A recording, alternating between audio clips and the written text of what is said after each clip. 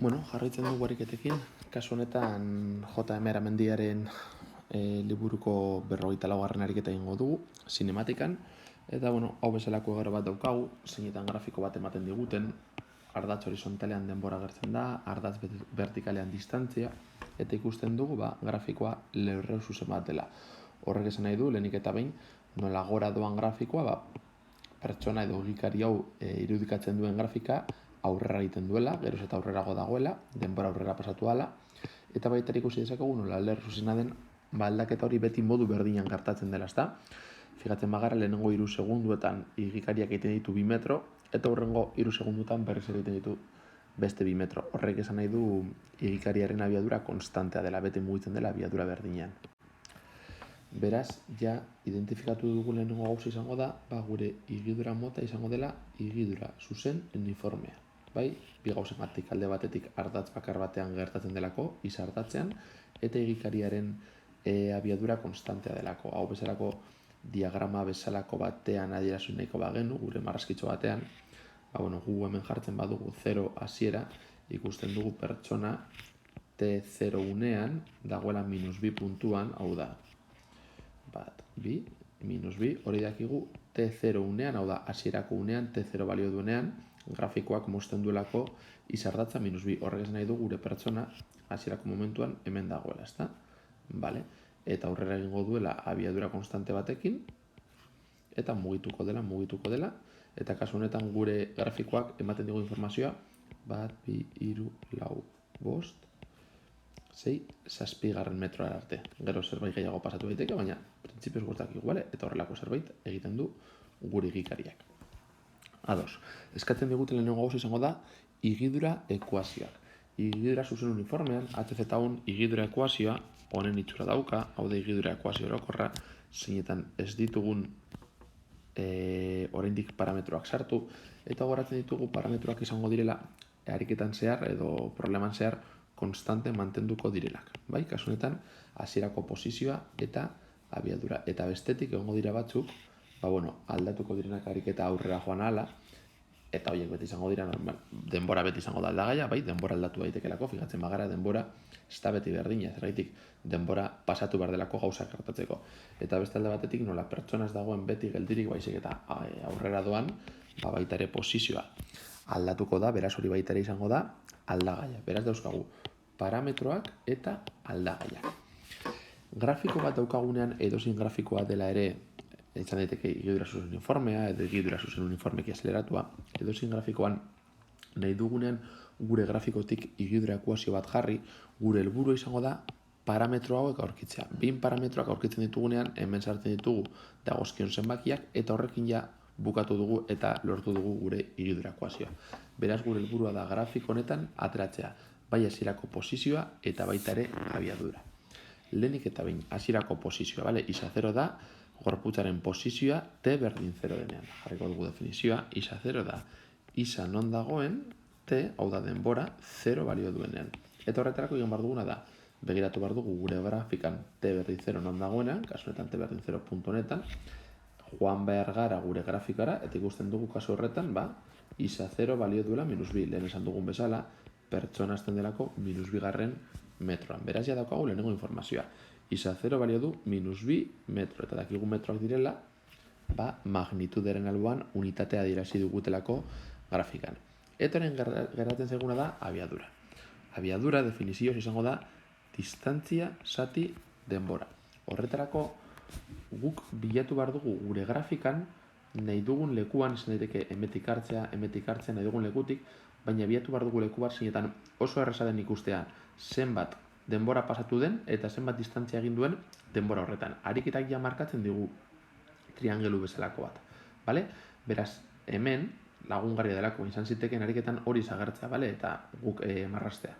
Guk dakiguna da, pasatu direla 1, 2, 3 segundu, 3. segundutik 6. segundura igaro direla 3 segundu, beraz hemen jarriko dugu 3 segundu, eta badakigu 3 segundu horietan egikariak gora egin duela 2 metro, 0. metrotik 2. metrora. Beraz, ari gara informazioa hartzen, hemen.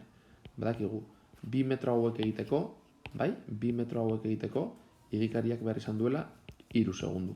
Orduan jartzen dugu 3 segundu eta distantzia jartzen ditugu 2 metroak. Orain zenbakiak alde batetik eta letrak beste alde batetik 2 zati 3 metro zati segundu. 2 zati 3 egiten badugu kalkulagoiarekin 0,76 periodo, bi hamartar jartzen ditugunez, 0,67 metro zati segundu. Beraz, dagoeneko lortu dugu bai abiadura eta baita ere hasierako posizioa. Baita ere, ziurrenik azalpenetan esango dizuete horrelako grafikoetan abiadura lortzeko ikusi behar duguna dela malda, bale? Malda azkenean izango da hemen kalkulatu dugun berdina, delta i zati delta i. Ni modu honetan nahiaguta saltzea zentzu fisikoa emateko. Beraz, lortu dugunez, hasierako posizioa eta abiadura, hauek biak ordezkatuko ditugu gure igidura ekuazio orokorrean eta lortuko dugu gure ariketari dagokion igidura ekuazio zehatza. Beraz, hau izango litzateke gure igidura ekuazioa. Vale. Bestetik, egin dugu A atala. B atalak eskatzen digu abiadura denbora grafikoa egitea, honi egiten zaio posizio denbora grafikoa, posizio hemen agertzen delako eta hemen denbora. Hori egin behar dugu abiadura denbora grafikoa, hau da, hemen agertu behar da denbora, baina hemen posizio agertu beharrean abiadura, eta modu berdinan baita ere ate grafikoa. Bueno, bigarren atal hau egiteko abiadura denbora eta ate denbora grafikoak horatzen dizuet aurreko atalean honakoak lortu ditugula. Isa 0 balio duela -2, bai? Hau dela isa 0-ren balioa, eta bestetik baita ere ikusi dugu nola abiadura balio duen 0,67 metro zati segundu karratu. Baita ere dakigu igidura dela zuzen uniformea. Horrek esan nahi du abiadura beti konstantea mantenduko dela desplazamendu osoan zehar. Horrek esan nahi du denbora aurrera joan ahala abiaduraren balioa beti izango dela berdina. Beraz, agertuko zaigun grafiko hau izango da grafiko konstante bat, bai? Eta grafiko konstantetan grafikoak, lerroek horizontalak dira.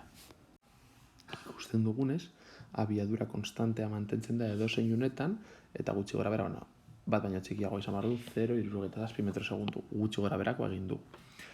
Orain behatu behar dugu azelerazioa, eta goratzen dugu azelerazioak neurtzen duela abiaduraren aldaketa denborarekin. Hau da, azelerazioa positibo izango da, abiadura handitzen bada. Azelerazioa negatibo izango da, abiadura txikitzen bada. Eta azelerazioa 0 izango da, abiadura beti konstante mantentzen bada. Kasu honetan, 3. kasu honetan gaude. Hau da, abiadura konstante mantentzen delako. Abiadura konstante da denean, azelerazioa nulo izango da. Eta berdin du zein honetan, beraz, marraztu beharko dugu berriz ere lerro horizontal bat, baina kasu honetan, ardatzaren gainetik adierazteko bere balioa 0 dela beti. Eta honekin izango genuke eginda, bai VT grafikoa eta bai AT grafikoa. Vale. C atalak galdetzen dugu informazioa jakiteko ea posizioa, abiadura eta azelerazioa T berdin 5 segundu direnean eta lehenik eta egin grafikoki egitea. Vale, grafikoki egitea urrengoa zen nahi du. Gu dauzkagu 3 grafikoak hasiko gara isa grafikoarekin. Bilatu behar dugu T berdin 5 aldiunea. Hau izango ditena. Vale, hemen daukagu. Eta egin behar duguna hemetik ongora eraman, vale? Grafikoarekin topatu arte, eta ben grafikoarekin topatzen garenean eraman barko dugu beste ardatzera lerro batekin, parkatu. Ikusten dugunez, vale? T berdin 0 segunduan, posizio izango da, bat, baina pizkatxo bat handiagoa. Beraz, jarri dezakegu hemen, isa T berdin 5 segundo direnean, izango direla, bat baino pizkatxo bat handiagoa. Modu berdinean egiten badugu abiadurarekin, bat, bi, hiru, lau, 5 segunduan gore igotzen badugu, eta eskerrera ematen badugu, ikusiko dugu, balio izango dela hemen dagoena, abiadura. 5 segunduan, balio duela 0,67 beti berdina balio delako, hau metotan adierazita. Eta azkenik gauza berdina egiten badugu gure azelerazioarekin, bat, bi, hiru, lau, 5 segunduan, ikusten dugu, eramaten dugula ona, eta ateratzen duguna dela azelerazioa balio duela 0 metro zati segundu karratu. Kasu honetan ez dauka zentzu gehiegirik, bi hauek grafikoki ateratzea zuzenen ikusten direlako. Orain egingo dugu berdina, baina aterako ditugu posizioa, abiadura eta azelerazioa modu analitikoan, hasierako igidura ekuazioa erabiltzen. Hemen daukagu hasieran lortuko duguna ekuazioa, hau da abiadura eta azelerazioaren ekuazioak, bai, konstantea eta 0, eta orduan egiten duguna da, batea agertzen den horietan, 5 jartzen dugu, bakarrik jarri dezakegu lehenengoan, eta ikusten dugu 1,3 metro. Grafikoan lortu dugunaren osantzekoa. Abiadura eta azelerazioarekin berdina, baina ez daukagu non sartzerik, beraz, zenbakiak zuzenean lortzen ditugu.